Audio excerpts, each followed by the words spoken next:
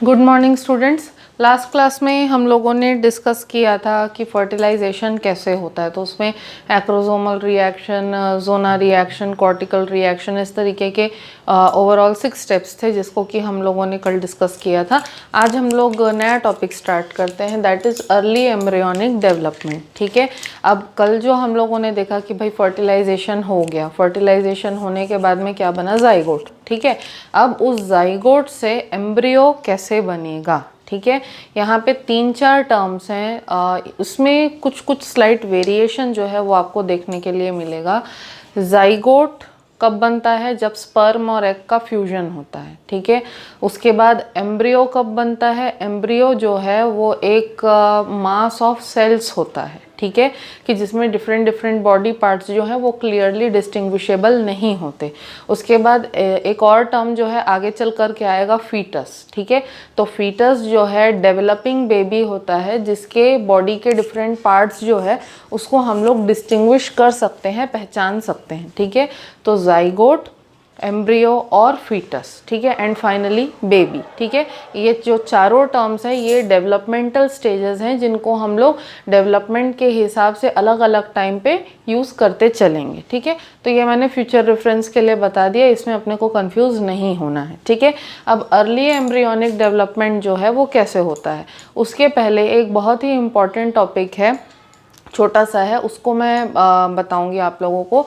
That is कि baby का जो सेक्स होता है वो कैसे डिटरमाइन होता है। ठीक है, एक्चुअली बेबी का जो सेक्स होता है वो फर्टिलाइजेशन के टाइम पे ही डिटरमाइन हो जाता है, क्योंकि फर्टिलाइजेशन के टाइम पे कौन सा स्पर्म, ठीक है, कौन सा स्पर्म जो है, कौन से क्रोमोसोम का स्पर्म जो है वो एग को फर्टिलाइज करता है, तो वो डिसाइड करता है, टाइप ऑफ स्पर्म जो है वो डिसाइड करता है कि कौन सा स्पर्म जो है वो एग को फर्टिलाइज कर रहा है और बेबी का सेक्स जो है वो मेल होगा या फीमेल होगा।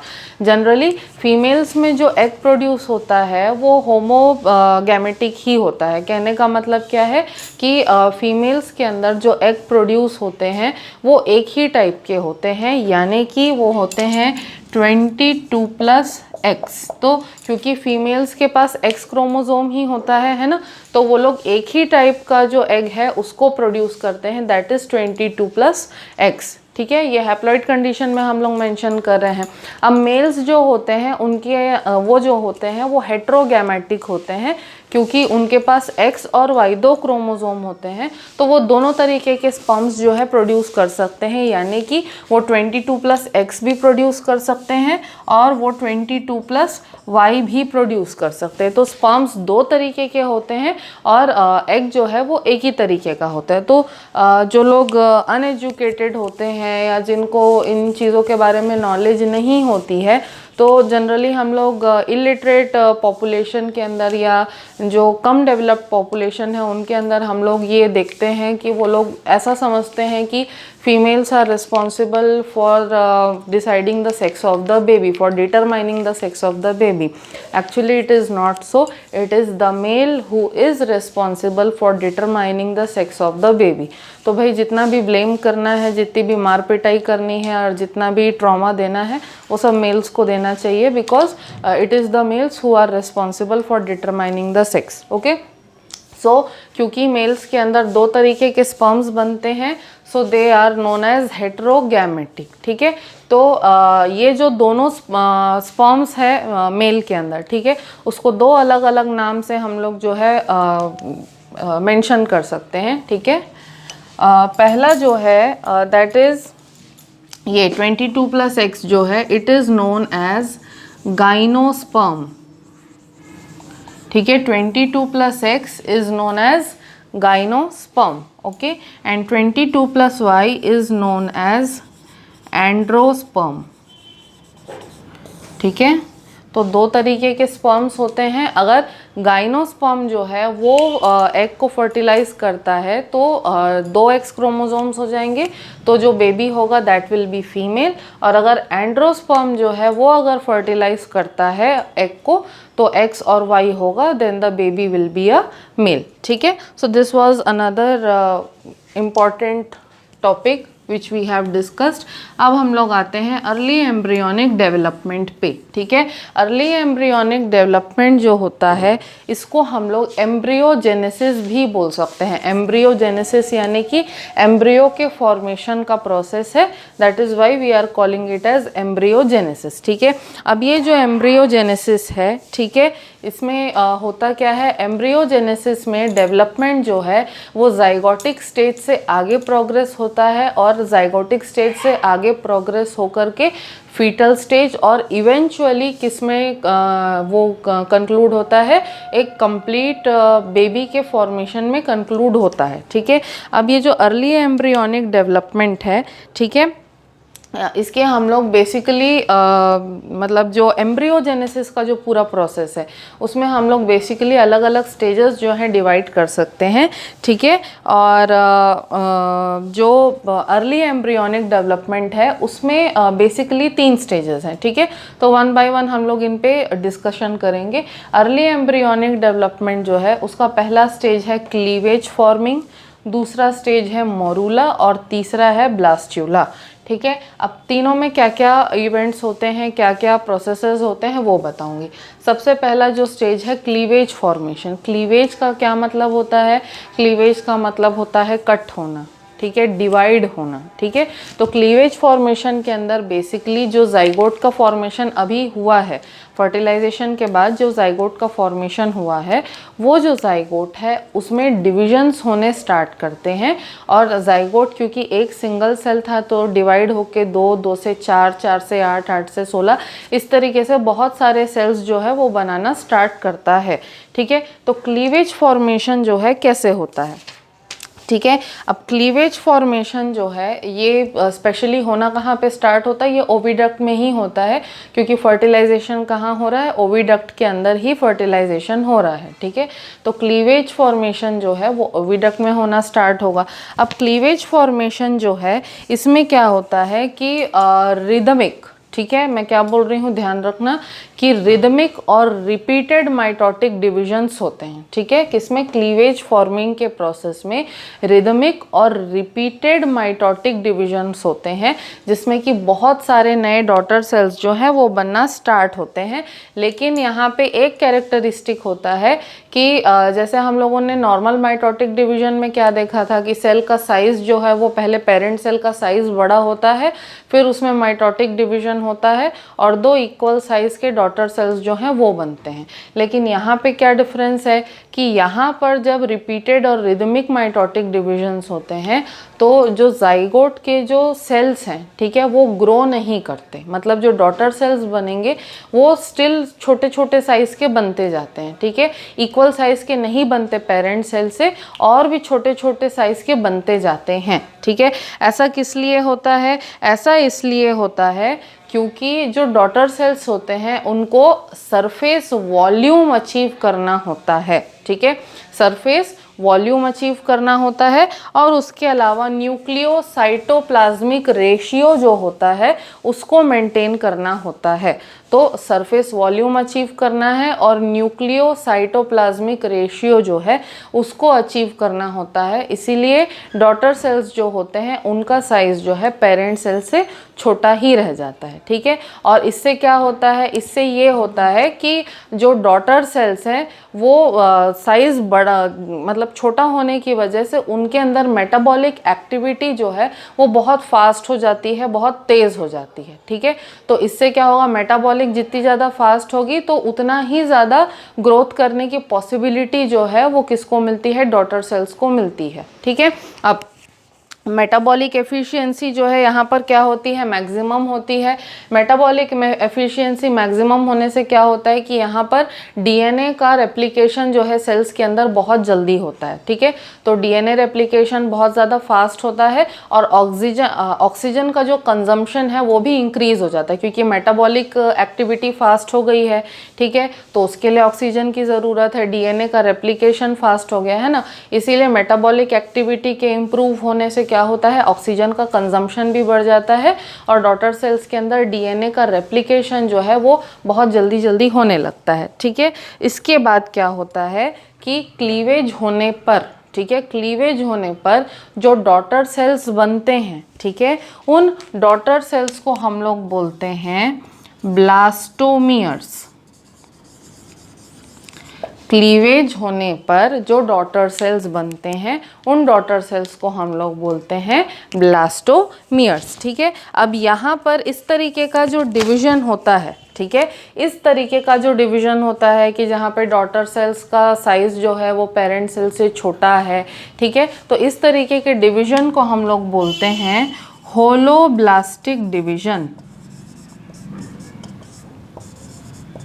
Okay, this sort of division is known as the holoblastic division। ऐसा डिवीजन जहाँ पे डॉटर सेल्स का साइज जो है वो पेरेंट सेल से क्या रहता है, छोटा रहता है। ठीक है, अब क्लीवेज जो है उसमें जनरली क्या होता है कि किस तरीके से डिवीजन हो रहा है, क्लीवेज हो रहा है, माइटोटिक डिवीजन हो रहा है, डीएनए रेप्लिकेशन हो रहा है, सब चीज़ें हो रही हैं, लेकिन डिवीजन होता कैसे है। ठीक है, डिवीजन जनरली क्या होता है कि जो मैंने आप लोगों को एग का पूरा स्ट्रक्चर बताया था तो उसमें दो पोल्स बताए थे, एक बताया था एनिमल पोल और एक बताया था वेजिटल पोल। ठीक है, तो जो एनिमल पोल और वेजिटल पोल का एक्सिस होता है, ठीक है, उनकी जो लंबाई में जो उनका एक्सिस होता है that is known as the primary axis. ठीक है, तो वो जो एनिमल और वेजिटल पोल का जो प्राइमरी एक्सिस होता है उस एक्सिस पे सबसे पहला क्लीवेज होता है। ठीक है, अब उस एक्सिस पे सबसे पहला क्लीवेज होने के लिए कितना टाइम लगता है, फर्स्ट डिवीजन जो है वो कब होगा, फर्स्ट डिवीजन होगा फर्टिलाइजेशन के 30 आवर्स के बाद। फर्टिलाइजेशन हुआ, फर्टिलाइजेशन के 30 आवर्स के बाद में क्या होगा, सबसे पहला क्लीवेज, सबसे पहला डिवीजन होगा। ठीक है, उसके बाद क्या होता है कि जो सेकेंड डिवीजन, जो फर्स्ट डिवीजन होता है, फर्स्ट डिवीजन में क्या होगा, जो दो सेल्स बनेंगे, दोनों सेल्स में एक सेल जो है दूसरे सेल से थोड़ा सा बड़ा रहता है, मतलब एक सेल छोटा और एक सेल बड़ा, ऐसा बनता है। ठीक है, तो एसिमेट्रिक डिवीजन जो है यहाँ पर होता है। ठीक है, अब ये जो एसिमेट्रिक डिवीजन होता है, ठीक है, कि एक सेल बड़ा है और एक सेल छोटा है, इस तरीके के डिवीजन को हम लोग बोलते हैं एसिंक्रोनस। ठीक है, this type of division is known as asynchronous division. ठीक है, अब ये जो एसिंक्रोनस डिवीजन हो गया, ठीक है, इसके बाद क्या आता है, इसके बाद होता है सेकेंड डिवीजन।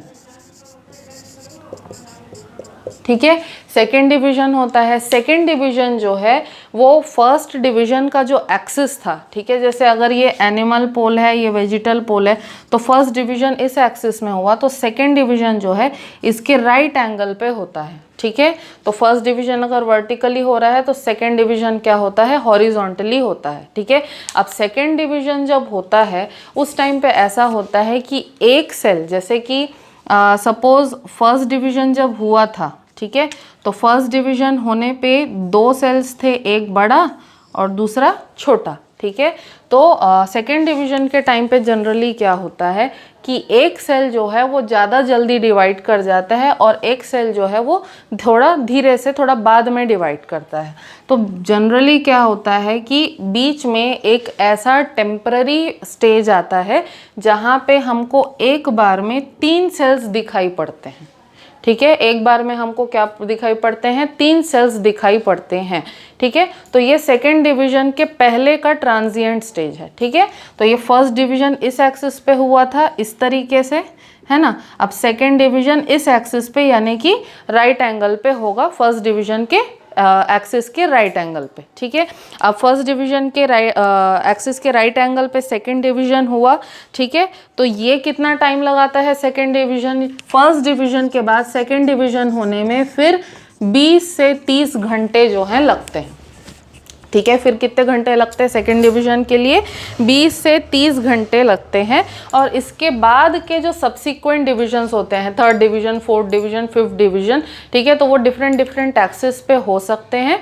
ठीक है, और इसके बाद के जो सब्सिक्वेंट डिविजन्स है, सेकेंड के बाद के जो डिविजन्स हैं, उनको होने में करीब करीब 12 घंटे का टाइम जो है वो लगता है। ठीक है, तो पहला डिवीजन फर्टिलाइजेशन के 30 घंटे बाद, दूसरा डिवीजन जो है फर्टिलाइजेशन के 20 से 30 घंटे के बाद, और सेकेंड डिवीजन के बाद के जो डिविजन्स हैं वो 12 घंटे के डिफरेंस में जनरली होते हैं, ठीक है। अब फर्स्ट डिवीजन जो है वो प्राइमरी एक्सिस पे यानी कि एनिमल और वेजिटल पोल के एक्सिस पे होगा, सेकेंड डिवीजन उसके राइट एंगल पे होगा, और सेकेंड डिवीजन के बाद के जो डिविजन्स हैं वो सब्सिक्वेंटली डिफरेंट एक्सिस पे हो सकते हैं, ठीक है।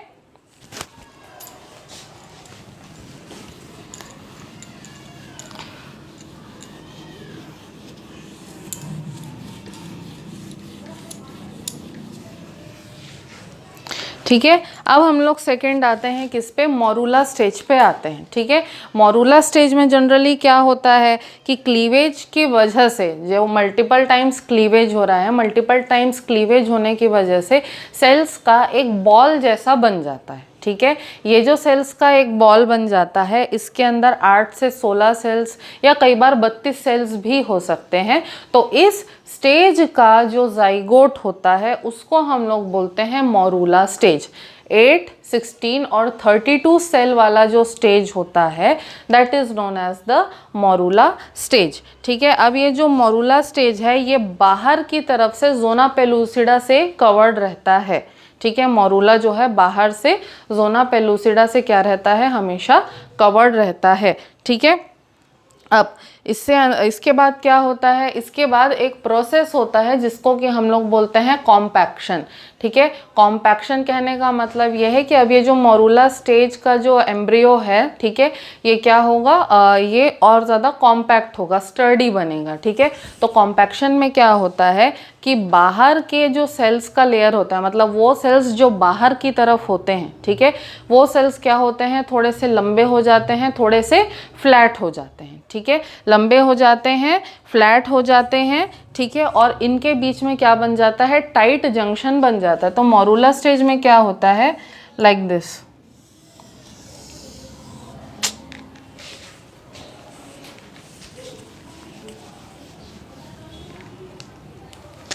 मोरूला स्टेज में इस तरीके से बाहर के जो सेल्स हैं वो फ्लैट हो जाएंगे, लंबे हो जाएंगे इस तरीके से, और इनके बीच में जो है इस तरीके से टाइट जंक्शन बन जाता है, ठीक है। तो ये क्या हुआ, कॉम्पैक्शन हुआ। किस में होता है, जो सबसे बाहर के सेल्स का जो लेयर है उसमें होता है, ठीक है। अब इसके बाद अंदर क्या होता है, अंदर के जो सेल्स होते हैं वो स्लाइटली राउंडेड होते हैं, लूजली पैक्ड होते हैं, और इनके बीच में जैसे बाहर के सेल्स के बीच में टाइट जंक्शन था, अंदर के सेल्स के बीच में क्या रहता है, गैप जंक्शन रहता है, ठीक है। तो बाहर के सेल्स लंबे हो जाएंगे, फ्लैट हो जाएंगे, टाइट जंक्शन बन जाएगा, और अंदर के सेल्स जो हैं वो स्लाइटली राउंडेड रहेंगे, लूजली पैक्ड रहेंगे, और उनके बीच में क्या रहता है, गैप जंक्शन रहता है, ठीक है। अब इसके बाद क्या होता है, इसके बाद मोरूला स्टेज आते आते तक जो एम्ब्रियो है वो इसमें फैलोपियन ट्यूब में ही रहता है, ओविडक्ट में ही। तो 4 से 6 दिन के बाद ये जो मोरूला स्टेज का एम्ब्रियो है ये धीरे धीरे से उतर के कहाँ आता है, ये आता है यूट्रस के अंदर, ठीक है। तो अब ये यूट्रस के अंदर किस मूवमेंट के हेल्प से आएगा, जो अंदर में एपिथीलियम रहता है, ठीक है, एपिथीलियम में जो सीलिया प्रेजेंट रहता है, तो सीलिया के जो मतलब जो फ्लोइंग मूवमेंट्स होते हैं, ठीक है, सीलिया के फ्लोइंग मूवमेंट्स के हेल्प से जो है अब ये मोरूला स्टेज का जो एम्ब्रियो है वो 4 से 6 दिन के बाद धीरे से उतर के कहाँ पर आता है, यूट्रस में आता है, ठीक है। इसके बाद क्या होता है कि इस पर्टिकुलर स्टेज में अभी तक कोरोना रेडिएटा और जोना पेल्यूसिडा प्रेजेंट था। तो इस प्रेजेंट स्टेज में क्या होता है कि कोरोना रेडिएटा जो है वो डिटैच हो जाता है, वो अलग हो जाता है, ठीक है। अब इसके बाद जो नेक्स्ट स्टेज आता है वो है ब्लास्टुला, ठीक है। ब्लास्टुला स्टेज जो है इसमें जनरली क्या होता है कि ये वाला जो पार्ट है, ठीक है, इससे आगे का जो ग्रोथ है वो होगा कैसे, जो यूट्रस का एंडोमेट्रियम होता है, ठीक है, यूट्रस का जो एंडोमेट्रियम होता है वो एक सब्सटेंस सिक्रीट करता है जिसको कि हम लोग कहते हैं यूटेराइन मिल्क, ठीक है। यूट्रस का एंडोमेट्रियम एक सब्सटेंस सिक्रीट करता है जिसको हम लोग बोलते हैं यूटेराइन मिल्क। ठीक है, अब ये जो यूटेराइन मिल्क होता है ये बहुत ही ज़्यादा, इसके अंदर न्यूट्रिएंट ज़्यादा क्वांटिटी में पैक्ड होते हैं। ठीक है, उसके अलावा जो म्यूकोसल सेल्स होते हैं एंडोमेट्रियम के अंदर वो एनलार्ज हो जाते हैं और उनकी सिक्रीशंस जो है इंक्रीज हो जाती है, ज़्यादा सिक्रीशंस प्रोड्यूस करने लगते हैं म्यूकोसल सेल्स। ठीक है, अब जैसे ही मोरूला जो है वो यूट्रस को एंटर करता है तो उसके बाद क्या होता है कि ये सारे न्यूट्रिएंट्स जो म्यूकोसल सेल से निकल रहे हैं या यूट्राइन मिल्क जो बन रहा है इसके अंदर बहुत सारे न्यूट्रिएंट्स होते हैं, तो जैसे ही ये न्यूट्रिएंट्स जो है ये मोरूला को मिलने लगते हैं तो उसमें एक ग्रोथ का ब्लास्ट होता है जिसको कि हम लोग ग्रोथ स्पर्ट बोलते हैं। तो ग्रोथ स्पर्ट होने से एकदम से बहुत एक्टिव ग्रोथ जो है वो मोरूला में होने लगती है, बहुत रैपिडली जो है वो ग्रो करने लगता है। ठीक है, अब इससे क्या होता है कि जो बाहर के ये जो सेल्स हैं, ये पेरिफेरल सेल्स जो हैं ये फ्लैट हो गए हैं। ठीक है, फ्लैट हो जाते हैं और फिर वो क्या बनाते हैं, स्ट्रक्चर बनाते हैं और इस स्ट्रक्चर को हम लोग बोलते हैं ट्रोफोब्लास्ट। ठीक है, और ज़्यादा फ्लैट हो जाते हैं और ज़्यादा स्टर्डी हो जाते हैं और इस स्ट्रक्चर को हम लोग बोलते हैं ट्रोफोब्लास्ट। ठीक है, अब ये जो ट्रोफोब्लास्ट बना, ठीक है, इसके अंदर क्या प्रेजेंट है, इसके अंदर ये loose mass of cells present है। तो ये जो loose mass of cells present होता है इनको हम लोग कहते हैं स्टेम सेल्स। ठीक है, तो ये जो स्टेम सेल्स होते हैं इनके अंदर टोटीपोटेंसी का जो क्वालिटी होता है वो प्रेजेंट होता है। टोटीपोटेंसी मतलब इनके ये जो सेल्स होते हैं स्टेम सेल्स, इनके अंदर कैपेसिटी होती है कि ये बॉडी के किसी भी टाइप के सेल्स में जो है ग्रो कर सकते हैं, चाहे वो नर्व सेल हो, मसल सेल हो, कार्डियक मसल हो या किसी भी तरीके का कोई भी टिश्यू जो है वो बनाने की कैपेसिटी जो है स्टेम सेल्स में होती है और इस कैपेसिटी को हम लोग क्या कहते हैं, टोटीपोटेंसी कहते हैं। ठीक है, तो ये जो टोटीपोटेंट स्टेम सेल्स होते हैं ये किसी भी तरीके का जो सेल है वो बना सकते हैं। ठीक है, अब जनरली क्या होता है कि ये जो ट्रोफोब्लास्ट हम लोग यहाँ देख रहे हैं तो ये जो आउटर पेरिफेरल लेयर है, ठीक है, ये आउटर पेरिफेरल लेयर क्या करता है कि एक लिक्विड सिक्रीट करता है, कहाँ, बाहर की तरफ नहीं अंदर की तरफ सिक्रीट करता है। तो ट्रोफोब्लास्ट जो है एक लिक्विड सिक्रीट करता है अंदर की तरफ। ठीक है, अभी अंदर की तरफ जो है लिक्विड सिक्रीट करने से एक कैविटी बन जाती है अंदर। ठीक है, क्या बन जाता है, एक कैविटी बन जाता है। ठीक है, अब ये जो कैविटी होती है, जैसे ये जो कैविटी हम लोग यहाँ देख रहे हैं, this cavity is known as the blastocoel. Okay, this cavity is known as the blastocoel. ठीक है, अब ये जो ब्लास्टोसील है ये बन गया, तो ये जो पार्ट है, ये जो स्टेम सेल्स वाला पार्ट है, ये स्टेम सेल्स जो होते हैं वो एक साइड में जाकर के क्या हो जाते हैं, कॉन्सेंट्रेट हो जाते हैं, एक साइड में जाकर के जमा हो जाते हैं। ठीक है, तो जब स्टेम सेल्स एक साइड में जाकर के जमा हो जाते हैं तो एज अ रिजल्ट जो स्ट्रक्चर बनता है इसको हम लोग बोलते हैं एम्ब्रियोनिक नॉब। ठीक है, एक जगह जाके स्टेम सेल्स जो है वो कॉन्सेंट्रेट हो जाते हैं तो जो स्ट्रक्चर बनता है that structure we are calling as the embryonic knob. ठीक है, तो अब ये जो एम्ब्रियोनिक नॉब है, ठीक है, एम्ब्रियोनिक नॉब बनने के साथ में ही ये जो पूरा स्ट्रक्चर है ये क्या बन जाता है, ब्लास्टुला बन जाता है। तो अब मोरूला स्टेज से किस में कन्वर्जन हो गया, ब्लास्टुला स्टेज में कन्वर्जन हो गया। ठीक है, तो अब ये जो ब्लास्टुला बना है या इसको हम लोग ब्लास्टोसिस्ट भी बोल सकते हैं।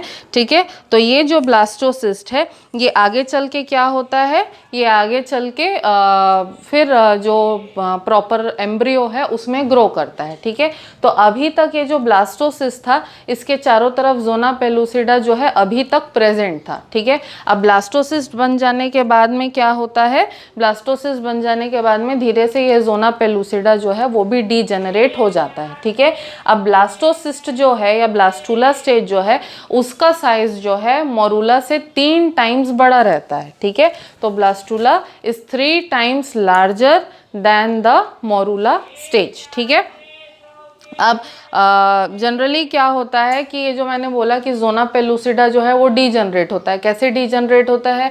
क्योंकि ब्लास्टूला का जो साइज़ है वो मोरूला से 3 टाइम्स ज़्यादा बड़ा है, ठीक है। तो ब्लास्टूला जैसे जैसे ग्रो करता है तो जोना पेलुसिडा के ऊपर प्रेशर पड़ने लगता है। तो जोना पेलुसिडा में धीरे से पहले एक स्लिट या एक कट जो है वो डेवलप होता है, फिर वहाँ से धीरे धीरे जोना पेलुसिडा जो है वो डीजनरेट होना स्टार्ट होता है और फिर वो किससे, ब्लास्टोसिस्ट से जो है अलग हो जाता है, ठीक है। इसके बाद क्या होता है कि जब जोना पेलुसिडा फटता है, ठीक है, जब जोना पेलुसिडा जो है फटने लगता है तब ये जो ब्लास्टोसिस्ट है वो धीरे से उसके अंदर से स्क्वीज आउट होकर के निकलता है। Suppose if this is the zona pellucida और जोना पेलुसिडा के अंदर ये जो है, ठीक है, ये क्या है, ये आपका ब्लास्टोसिस्ट है। तो जैसे ही यहाँ पे स्लिट बना, और in fact I should explain over here, जैसे ही यहाँ पे स्लिट बना तो ये जो ब्लास्टूला है ये धीरे से स्क्वीज हो करके बाहर निकलने की कोशिश करता है, ठीक है, इस तरीके से। तो ऐसा 8 के जैसा, 8 का जैसा शेप होता है ना, 8 जो नंबर होता है उसका जैसा शेप होता है, उस तरीके से स्क्वीज आउट हो करके निकलने की कोशिश करता है ब्लास्टोसिस्ट। तो कई बार क्या होता है, स्क्वीज आउट हो करके बाहर निकलने के चक्कर में ये जो ब्लास्टोसिस्ट है ये बीच में से इस तरीके से टूट जाता है, स्प्लिट हो जाता है, ठीक है। तो जब इस तरीके से ब्लास्टोसिस्ट टूट जाए या स्प्लिट हो जाए तब क्या होता है, तब ट्विंस का फॉर्मेशन होता है, ठीक है। और ये कैसे ट्विंस होते हैं, ये होते हैं आइडेंटिकल ट्विंस, मतलब एक दूसरे के हम शक्ल, ठीक है। तो जब ब्लास्टोसिस्ट जो है वो 2 पार्ट्स में डिवाइड हो जाए तो क्या होगा, ट्विंस का और आइडेंटिकल ट्विंस का फॉर्मेशन होता है, ठीक है। अब नॉन आइडेंटिकल ट्विंस का फॉर्मेशन कैसे होगा, क्योंकि रेयरली अगर 2 एग्स का फॉर्मेशन एक साथ हो जाए, रेयरली होता है 2 एग्स का फॉर्मेशन अगर एक साथ हो जाए और 2 अलग अलग स्पर्म्स अगर उनको फर्टिलाइज करें तब जो है नॉन आइडेंटिकल ट्विंस का फॉर्मेशन होता है। और आइडेंटिकल ट्विंस का फॉर्मेशन जो है वो इस कंडीशन में होता है जब ब्लास्टोसिस्ट जो है वो 2 अलग अलग सेल्स में अगर स्प्लिट हो जाए तब, ठीक है। अब इसके आगे के इवेंट्स जो हैं उसको हम लोग नेक्स्ट क्लास में डिस्कस करेंगे। Until then if you are having any doubt you can ask me. Thank you.